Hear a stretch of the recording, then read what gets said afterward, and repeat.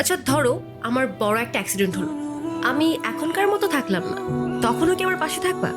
কথা দিতে পারি থাকবো, তবে যদি বিশ্বাস না করো সেটা তো ভবিষ্যতই বলে দেবে।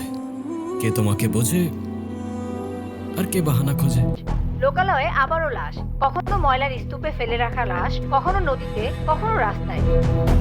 ক্রাইম সিন থেকে সরাসরি বলছি, এটা কোনো সাধারণ খুন নয়। হয়তো একটা ঘোষণা, নয়তো একটা চ্যালেঞ্জ, যা ছুড়ে দেওয়া হয়েছে পুরো সিস্টেমকে। ক্যামেরাটা বন্ধ। একটার পর একটা লাশ পাওয়া যাচ্ছে, আমরা জানতে চাই পুলিশ আমাদের কি বলতে চায়। আমরা খুনির খুব কাছাকাছি চলে এসেছি, কিছু পাজল মিলাতে পারলেই আমরা এই মার্ডারের মোটিভটা জেনে যাব। কিন্তু সেটা আর কতদিন পর? সিভিলিয়ানসদের সেফটি কে দেবে?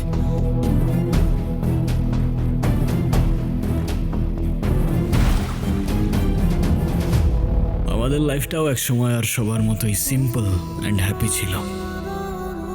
তবে হ্যাপিলি এভার আফটার বলে হয়তো রিয়েল লাইফে কিছু হয় না। আপনারা এই জার্নালিজমের স্টুডেন্টরা না অলওয়েজ গম্ভীর আর সিরিয়াস থাকেন। আপনাদের লাইফে কি কোনো এন্টারটেনমেন্ট নাই? হ্যাঁ আছে তো, এই যে তুমি।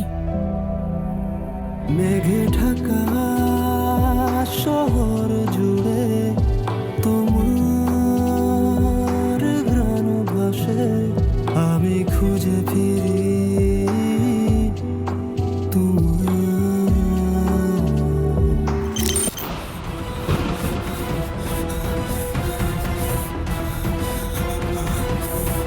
ভাই হয়েছে কি তোমার ভাই?